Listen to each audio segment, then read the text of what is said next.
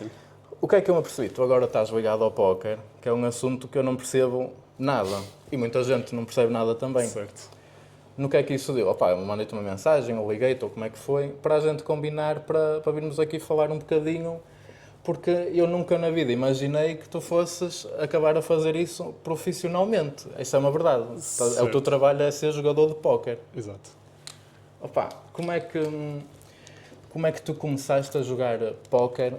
Porquê esta pergunta? Porque na altura que a gente estudou juntos, eu nunca te associei ao jogo de póquer. Eu, quanto muito, vi-te a jogar futebol. Certo.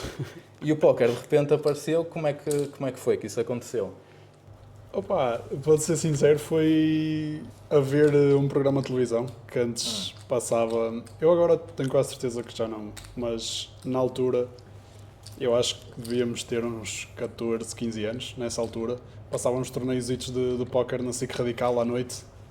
E, e eu nessa altura, não sei se tu te lembras disso, nós andávamos a jogar CS e tudo, e tipo, Sim. ficávamos acordados até tarde, e então tipo, eu quando ia dormir era assim um bocado meio de madrugada, e estavam a passar uns torneios de póquer na SIC Radical, e eu despertou-me o interesse. E esse torneio era o PokerStars ou não tem nada a ver com o PokerStars? A maior parte deles eram patrocinados pela PokerStars, sim. Ok. Eu hoje, isto é uma curiosidade à parte, eu hoje por acaso peguei num cartãozinho de memória que tem uns 11 anos e estive a ver fotografias. Tinha fotografias lá do Pedro, o bêbado, do Hugo, aqui a dar com a peixota na cara do João e não sei o quê.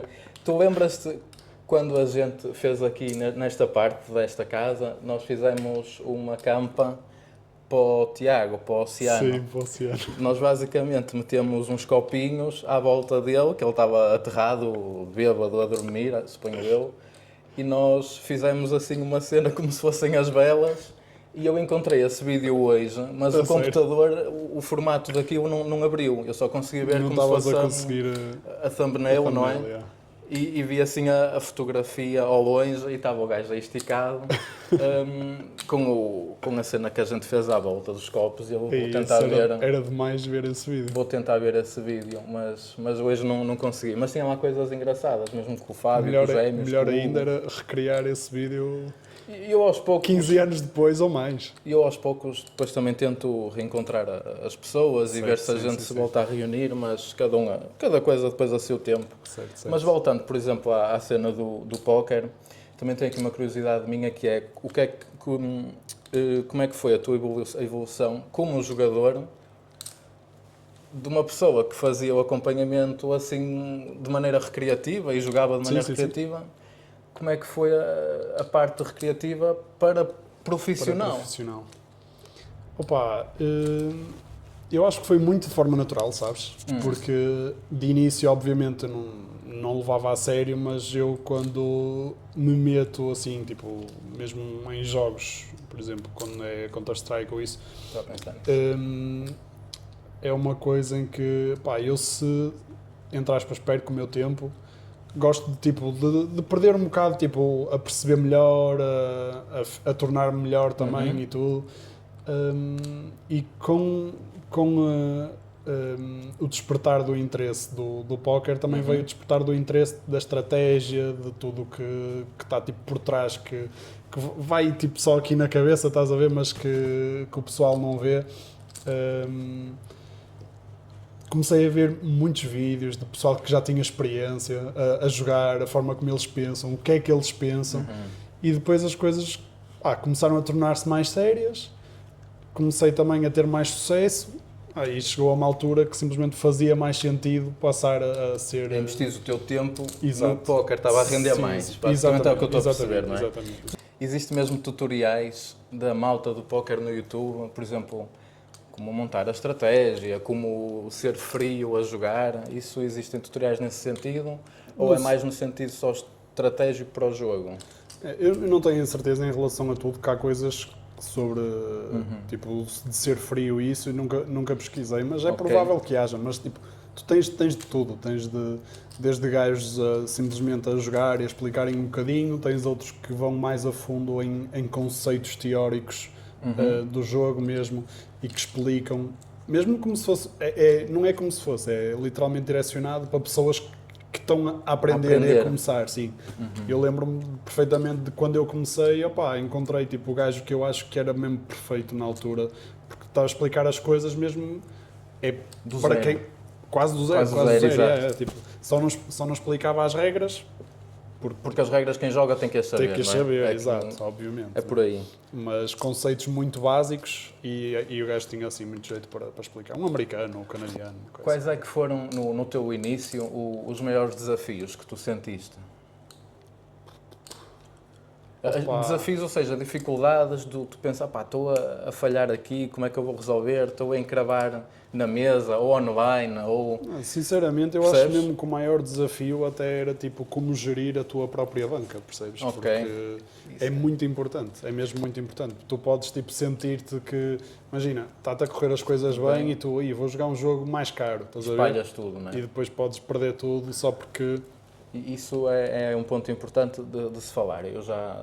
Nós temos uma conhecida em comum que já me contou que um ex-namorado dela era supostamente jogador de póquer, mas o feedback que ela me dava era que ele era um jogador de póquer, mas quando ela falava disso comigo, era com uma conotação negativa.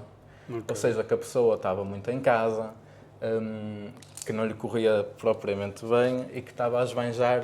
E eu estou a dar o exemplo do póquer porque nesta coisa dos jogos é importante também passar a mensagem, seja nas apostas, seja no que for.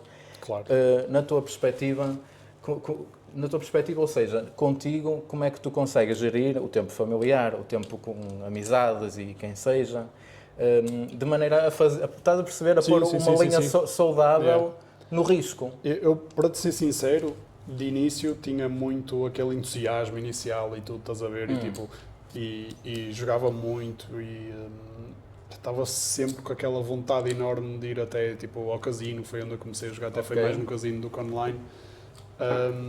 Mas a partir tipo, de um certo momento, pelo menos para mim, a partir do momento que se torna profissão mesmo, e é tipo o teu dia-a-dia, tipo, faz parte do teu cotidiano já de forma normal. E isto também obviamente aliado a algumas coisas que às vezes, por vezes, tipo, isto é super normal em todos os jogadores de póquer, mesmo o melhor do mundo passa por fases mais negativas, não é? Então tipo, tudo isto acaba por facilitar isso porque tu começas a ver as coisas não como um hobby e aquela excitação de um hobby de início, estás a ver?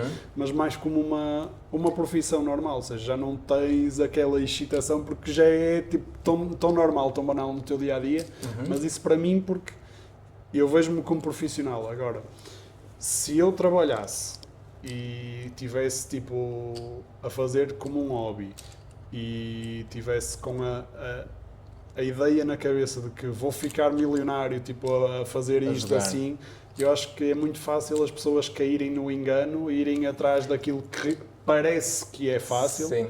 mas que na verdade não é, percebes? Pois é fácil. E nessa fase é muito fácil tipo, descarrilares e perdeste e ficaste tipo, preso ali naquilo e esqueces de tudo à tua volta, como tu estavas a dizer. Era nesse sentido, mas pronto. Depois imagina, tu ao veres isso com contexto profissional já vês isso com responsabilidade, não é? Sim. Por exemplo, à semana, quantas vezes é que tu sentes que tens de jogar para continuares a manter o profissionalismo na tua vida? Ou seja, a nível profissional, quanto é que um jogador para teres um ordenado e etc. Certo. Eu não sei como é que funciona para essas partes dos ordenados, e finanças e fiscalização, não interessa. Não é ordenado, é se ganhares, ganhas. É nesse sentido. Não ganhas, não.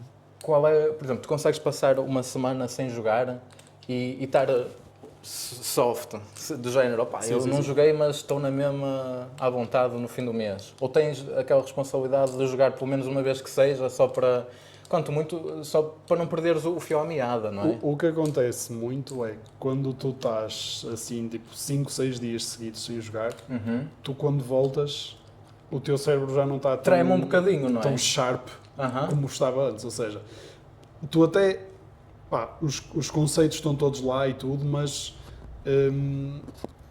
por norma alguém que é profissional joga várias mesas ao mesmo tempo e não tens muito tempo a pensar, isto no online, não tens muito tempo a pensar, ou seja, quanto mais sharp a tua cabeça estiver, tu estás mais tipo, preparado para a situação, quando ela acontece tu demoras menos tempo a raciocinar, a tomar uma decisão, Então quando estás 5, 6 dias parados acabas por ficar um bocado enferrujado e é importante até jogar limites mais baixos nos primeiros 1, 2, 3 dias no máximo, só para desenferrujar ali um bocadinho e pôr a máquina a trabalhar como era. Está-me a dar a comparação de um jogador de futebol, por exemplo. O Lesionas e depois não volta assim de cabeça, não pode logo ir jogar, claro. Exato. Vai aos treinos, faz o aquecimento. E não é porque desaprendeu, é porque o corpo... Não está preparado, Exatamente. neste caso o cérebro, não é? Exatamente. E tem que fazer os treinos e o aquecimento e etc.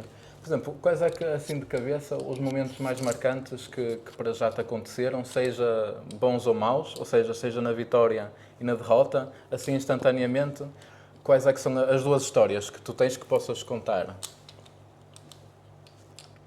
Ora, posso se calhar até começar pelo mau. O mau até foi um episódio que aconteceu relativamente recente, foi há um ano.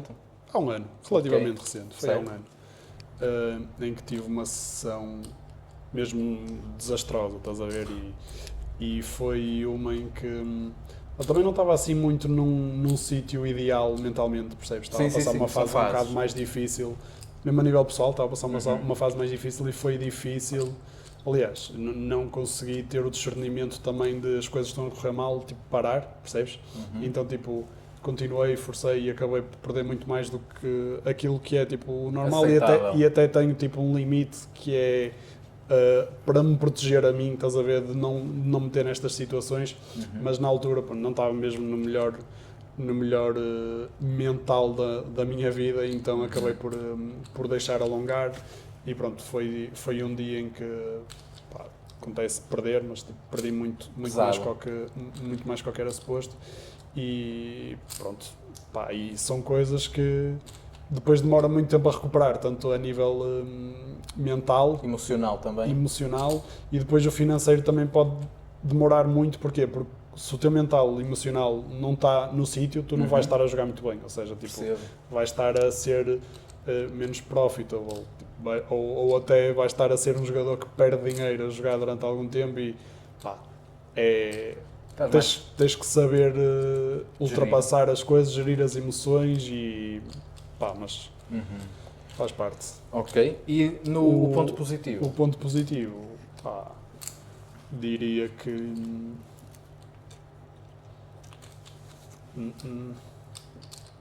Quando dizemos ponto positivo, o que eu também quero ir à procura é o ponto que tu te sentiste mais feliz. É positivo nesse sentido? Eu sinceramente... mais realizado? Eu podia-te estar a dizer que seria, por exemplo, quando fiz um bom resultado num torneio ou uma coisa assim qualquer, apesar de eu não jogar torneios, mas já tive um bom resultado num torneio no Casino da Póvoa até. Ok. Mas eu acho que para mim até é muito melhor quando o meu potencial e a minha habilidade no jogo é reconhecida, percebes? Como é que tu sentes que foi reconhecido? É só o resultado ou é malta dar-te um props do género? Tu és bom jogador, como é que te chamas? Com quem jogas? Isso também, funciona? Quando me convidaram para ser coach também, porque eu também sou coach, também dou aulas a pessoal que tem menos experiência, ou em alguns casos até tem mais experiência, mas tem um bocado menos habilidade. Basicamente jogam limites mais baixos que eu. Sim.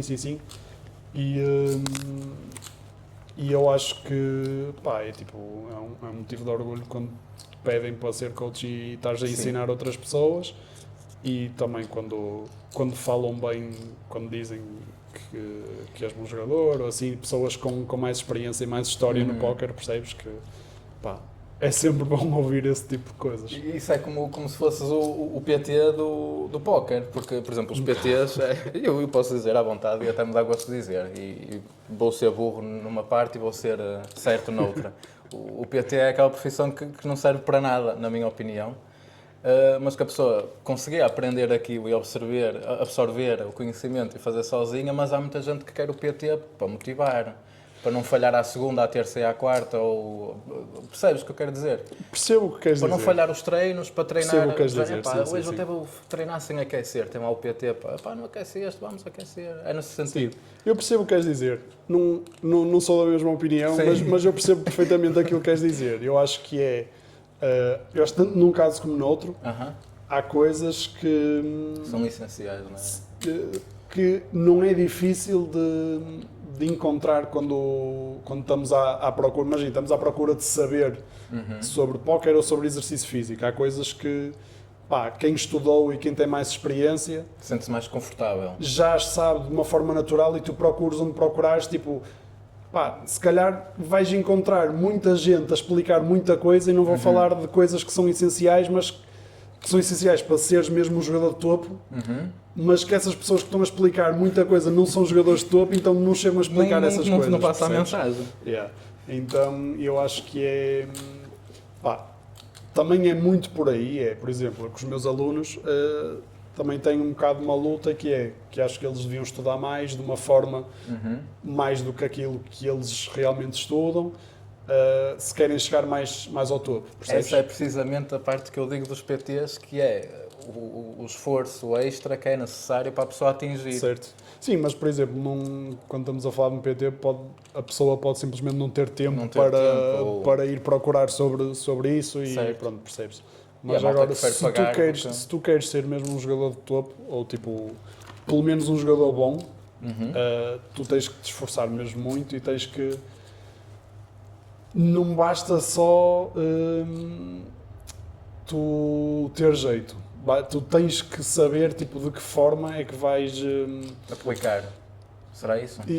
Tipo, de que forma é que tu vais estudar de maneira a que seja mais. Como é que eu ia dizer? Produtivo? Eficaz e produtivo a longo prazo.